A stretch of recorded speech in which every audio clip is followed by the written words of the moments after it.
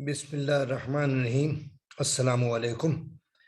सबसे पहले हम रिवाइज करते हैं कि लास्ट सेशन में हमने क्या किया था। हमने comparison of prokaryote and eukaryote, उसका पार्ट 1 हमने डिस्कस किया था। उसमें 3 इंपॉर्टेंट पॉइंट्स हमने डिस्कस किए थे। पहला पॉइंट ये था कि हम प्रोकैरियोट जो ऑर्गेनिज्म है, लिविंग बीइंग है, जानदार है, उसकी क्या एग्जाम्पल देंगे। यूकैरियोट जो ऑर्गेनिज्म है, लिविंग बीइंग है, उसकी क्या एग्जाम्पल देंगे। फिर हमने देखा सेकंड पॉइंट में कि प्रोकैरियोट एंड यूकैरियोट जो ऑर्गेनिजम्स हैं, ये कितने सेल पे मुश्तमिल होते हैं, कितने सेल से बने होते हैं।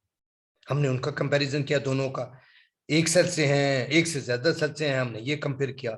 थर्ड पॉइंट जो हमने कंपेयर किया, वो हमने ये कंपेयर किया कि प्रोकैरियोट जो ऑर्गेनिज्म है वो प्रोकैरियोटिक सेल से बना होता है, यूकैरियोट जो ऑर्गेनिज्म है यूकैरियोटिक सेल से बना होता है। इन सेल्स की हमने ये देखा कि ये मेथड ऑफ रेप्लिकेशन, ये डिवीजन कैसी है, किस तरह डिवाइड करते हैं, ये किस तरह मल्टीप्लाई करते हैं। ये 3 इंपॉर्टेंट पॉइंट हमने डिस्कस किए। आज हम जो डिस्कस करेंगे, हम डिस्कस करेंगे comparison of the prokaryotic cell, not organism, हम सेल कह रहे हैं, सेल, एंड यूकैरियोटिक सेल को हम कंपेयर, दोनों के सेल में क्या फर्क है, इनके डिफरेंट कैरेक्टरिस्टिक या फीचर्स हम कंपेयर करेंगे, मुवाजना करेंगे उनका। तो आए हम देखते हैं इनका क्या कंपैरिजन बनता है। सबसे पहले तो हम साइज ऑफ द सेल को कंपेयर करेंगे कि सेल साइज कितना है, प्रोकैरियोटिक सेल बड़ा है या यूकैरियोटिक सेल छोटा है, और क्या क्या है इसमें, किस किस्म का है, हमें पता चले जरा। फिर हम ये देखेंगे सेकंड पॉइंट कि इस सेल की आउटर सरफेस की जो लेयर्स हैं, जिन्होंने पूरे सेल को बाउंड किया होता है, वो लेयर्स जो हैं वो कितनी हैं, 2 हैं, 1 हैं, और अगर हैं लेयर्स, लेयर्स तो होंगी, हर सूरत में सेल को बाउंड करने के लिए लेयर्स होंगी, तो वो लेयर्स की कंपोजिशन क्या है, उसकी बनावट क्या है। थर्ड पॉइंट ये है, जब हम लेयर से अंदर की तरफ आते हैं सेल में, तो हमें साइटोप्लाज्म, वो पोर्शन मिलता है जिसको के साइटोप्लाज्म कहते हैं। अब साइटोप्लाज्म वो पोर्शन है जिसमें कि तमाम सेल की मेटाबॉलिक एक्टिविटी हो रही होती है। हम ये डिस्कस साइटोप्लाज्म को जब हम पढ़ेंगे, साइटोप्लाज्म डिस्कस करेंगे, तो हम उसमें डिटेल में डिस्कस करेंगे। यहाँ हम जो सिर्फ डिफरेंस देख रहे हैं कि साइटोप्लाज्म में क्या मेम्ब्रेन बाउंड ऑर्गेनेल स्ट्रक्चर जो है, वो ऐसे ऑर्गेनेल्स मौजूद हैं जो कि मेम्ब्रेन बाउंड हैं। वो किस में है, प्रोकैरियोट में है या यूकैरियोट में है। फिर उसके बाद सेकंड पॉइंट हम इसमें डिस्कस करेंगे कि यहाँ राइबोसोम जो पड़े हुए हैं बहुत से, वो राइबोसोम वो स्ट्रक्चर है जिसमें प्रोटीन बनती है। अब राइबोसोम छोटा है प्रोकैरियोट का या बड़ा है, ये हम कंपेयर, साइज को कंपेयर करेंगे। फिर एक राइबोसोम जो है 2 सब यूनिट से मिलकर बना होता है, हर राइबोसोम 2 सब यूनिट से मिलकर बना होता है। हम उन सब यूनिट्स को कंपेयर करेंगे, उनके साइजेस को कंपेयर करेंगे कि बड़ा है या छोटा है। उसके बाद इंपॉर्टेंट पॉइंट ये है कि वो पोर्शन और अंदर आएंगे साइटोप्लाज्म में, तो उस पोर्शन को हम दोनों के देखेंगे जिसमें कि क्रोमोसोम पड़ा होता है।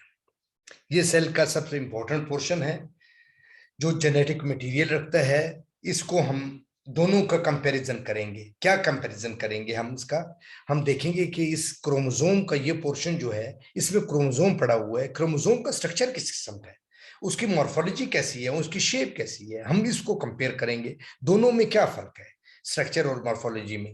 नंबर 2 पॉइंट जो इसमें हम डिस्कस करेंगे, वो देखेंगे हम नंबर ऑफ क्रोमोसोम्स कितने हैं, क्या एक है, क्या एक से ज्यादा क्रोमोसोम्स है, और किस में एक है, किस में एक से ज्यादा है, क्या प्रोकैरियोटिक में एक है, यूकैरियोटिक में एक है, और हम इसका कंपैरिजन करेंगे। थर्ड इंपॉर्टेंट पॉइंट जो है, जो सबसे इंपॉर्टेंट है इस पूरी डिस्कशन का, इस पूरे जो 2 सेशन पे मुहित है, इसमें ये इंपॉर्टेंट पॉइंट है कि ये क्रोमोसोम जो है, ये क्या नेकेड पड़े हुए हैं या किसी मेम्ब्रेन ने इनको कवर किया हुआ है, किसी लेयर ने इनको कवर किया हुआ है। उस मेम्ब्रेन को जिसने इस क्रोमोसोम को कवर किया होता है, उसको न्यूक्लियर मेम्ब्रेन कहते हैं। हम ये देखेंगे क्या वो किस वाले सेल में, यूकैरियोटिक में नेकेड पड़ा हुआ है, कोई मेम्ब्रेन नहीं है, या उसमें प्रोकैरियोटिक में मेम्ब्रेन है, तो वो क्या कहलाएगा, जो अगर नेकेड है तो क्या कहलाएगा, ये हम देखेंगे। उसके बाद हम आखिरी पॉइंट हम डिस्कस करेंगे डीएनए एसोसिएटेड विद स्टोन। हम देखेंगे कि ये जो क्रोमोसोम में डीएनए है, ये किस वाले सेल में इसमें हिस्टोन ये प्रोटीन्स हैं, हिस्टोन प्रोटीन है। हम ये देखेंगे कि किस डीएनए के साथ हिस्टोन मौजूद है, किस डीएनए के साथ, किस वाले सेल में डीएनए के साथ हिस्टोन मौजूद नहीं है। आए देखते हैं ये, अब ये एक एक करके पॉइंट को हम डिस्कस करते हैं। पहली बात तो हमने ये की कि साइज को हमने देखा कि किसका साइज, किस सेल्स का साइज बड़ा है। हमें ये देखें, पिक्चर आप लोगों को नजर आ रही है, इसमें आपको सबसे छोटा बैक्टीरियम नजर आ रहा है। तो इसका मतलब ये हुआ कि प्रोकैरियोटिक सेल जो है वो छोटा होता है, यूकैरियोटिक, ये सेल का साइज जो है ये नेकेड आई से सेल नजर नहीं आता। सेल जो है माइक्रोस्कोपिक पिक्चर है, ये अंडर द माइक्रोस्कोप नजर आती है। तो हम ये अंडर द माइक्रोस्कोप देख रहे हैं, तो हमें नजर आ रहा है कि animal cell, plant cell, yeast cell, mould cell, ये फंगस के सेल बड़े हैं, जबकि बैक्टीरियम का सेल छोटा है। तो इसका मतलब हुआ प्रोकैरियोटिक सेल छोटा है, यूकैरियोटिक सेल साइज में बड़े हैं।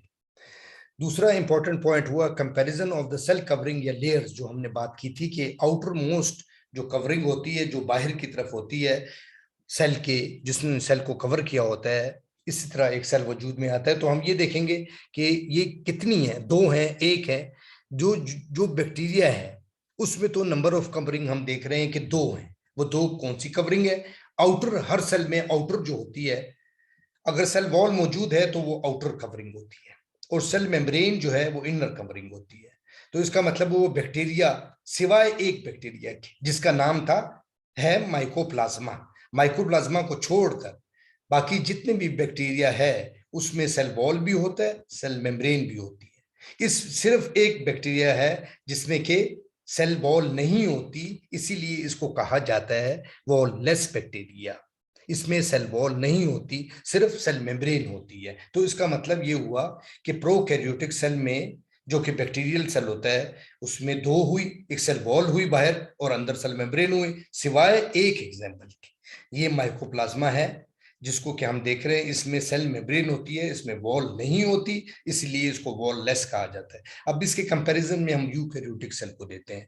यूकैरियोटिक सेल जो है, अगर हम एनिमल सेल की बात करें तो इसमें सिर्फ सेल मेम्ब्रेन होती है, सेल वॉल नहीं होती। इसका मतलब हुआ एक एनिमल सेल है, यूकैरियोटिक सेल है, जिसमें कि एक मेम्ब्रेन होती है, एक लेयर होती है जिसको सेल मेम्ब्रेन कहते हैं। जो प्लांट सेल है उसमें सेल वॉल भी होती है बाहर की तरफ, ये देखेंगे लाइट ग्रीन जो नजर आ रहा है, और अंदर की तरफ ये डार्क ग्रीन नजर आ रहा है, ये सेल मेम्ब्रेन है। ये इसका मतलब हुआ प्लांट सेल में दोनों होती है लेयर, सेल वॉल भी, सेल मेम्ब्रेन भी। यीस्ट जो सेल है या फंगस का मोल्ड सेल है, दोनों टाइप्स जो है इनमें सेल वॉल भी होगी, सेल मेम्ब्रेन भी होगी। तो दो लेयर्स हो गई, सिवाय एक यूकैरियोटिक में एक एग्जांपल हुई हमें एनिमल सेल की जिसमें के सेल मेम्ब्रेन होती है। इसी तरह इसमें प्रोकैरियोटिक में एक एग्जांपल हुई माइकोप्लाज्मा की जिसमें के सेल मेम्ब्रेन होती है। अब अगर सेल मेम्ब्रेन है या सेल वॉल है, पहले तो हम ये देखेंगे, ये हमने टेबुलेटेड फॉर्म में इसी चीज को जिसको हमने डिस्कस किया है ये हमने डिस्क्राइब किया हुआ है आपकी आसानी के लिए। उसके बाद हम देखेंगे कि सेल मेम्ब्रेन जो थी उसकी कॉम्पोजिशन, ये साख्त या बनावट कैसी थी। हमने देखा कि सेल मेम्ब्रेन जो है माइकोप्लाज्मा में सिर्फ ये बैक्टीरिया हैं जिनमें स्टीरोल होता है, केमिकल सब्सटेंस स्टीरोल होता है, जबकि बैक्टीरिया में स्टीरोल, अदर बैक्टीरिया जो है सिर्फ माइकोप्लाज्मा को छोड़कर उनमें स्टीरोल नहीं होता। इसी तरह फंगस के सेल मेम्ब्रेन में अर्गोस्टीरोल होता है। ये दोनों का हमने कंपैरिजन किया है, स्टीरोल और अर्गोस्टीरोल, हमने सेल मेम्ब्रेन इन दोनों की कंपेयर की।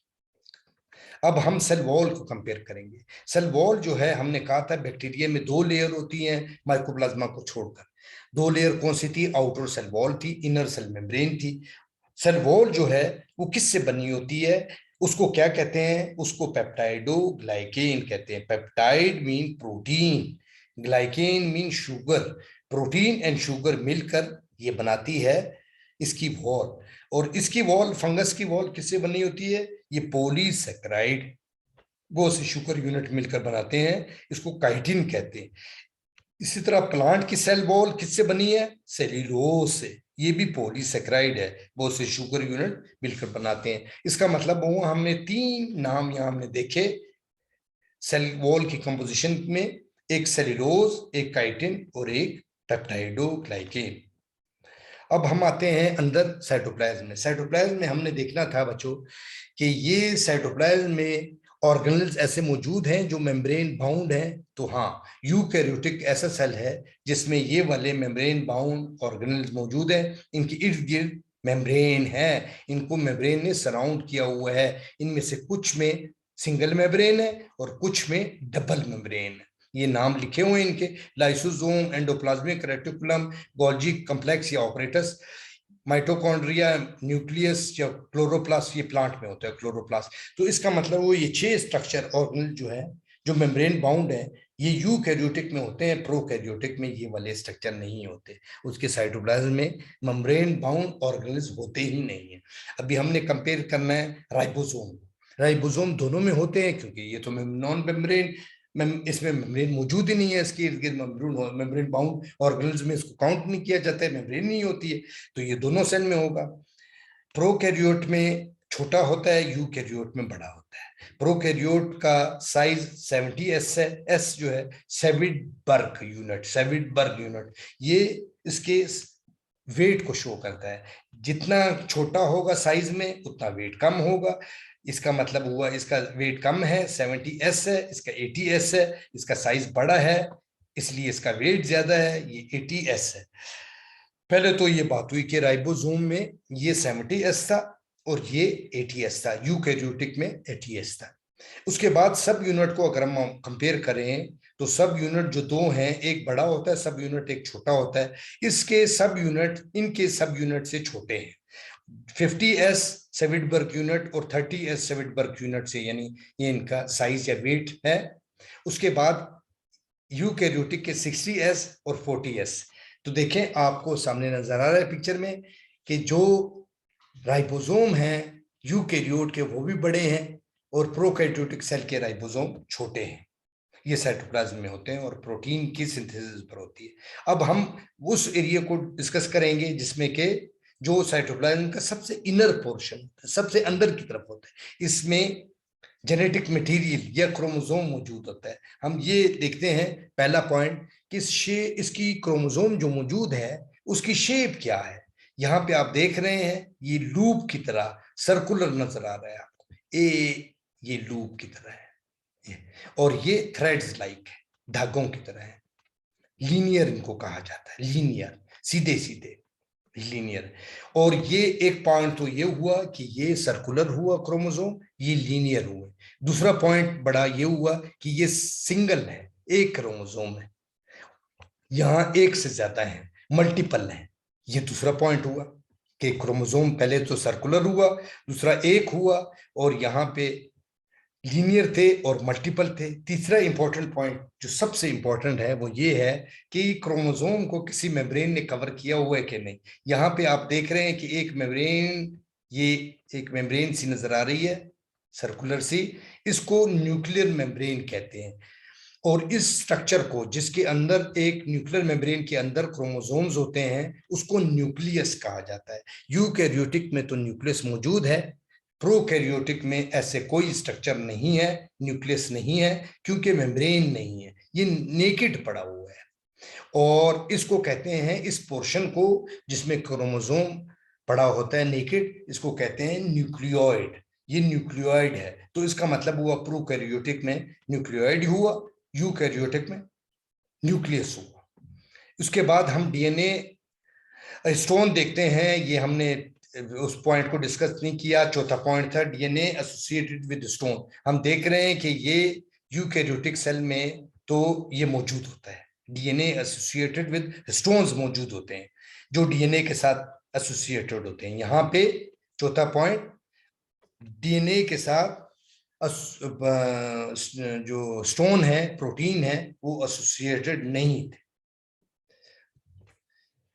उम्मीद है आप लोगों ने इस डिस्कशन से आप लोग मुस्तफीद हुए होंगे। Thank you. Allah Hafiz.